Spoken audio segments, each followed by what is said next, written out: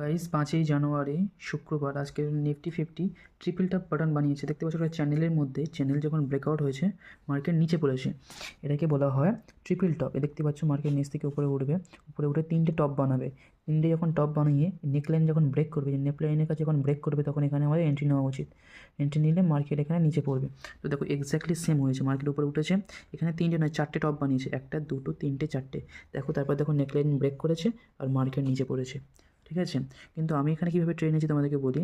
যখন মার্কেট এখানে তিনটে টপ বানালো, তারপর আমার মনে হয়েছিল এখান থেকে ব্রেক করবে, কিন্তু দেখলাম ধীরে ধীরে মার্কেট আবার এখানে উঠেছে, উঠে আমাদের এখানে রেজিস্ট্যান্সের কাছে গেছে। কিন্তু তারপরের ক্যান্ডেলগুলোকে লক্ষ্য করলে দেখতে পাবে যেখানে রেড ক্যান্ডেল বানিয়েছে, কিন্তু তার পরের ক্যান্ডেলটা গ্রিন ক্যান্ডেল রেড ক্যান্ডেলের নিচে বানিয়েছে।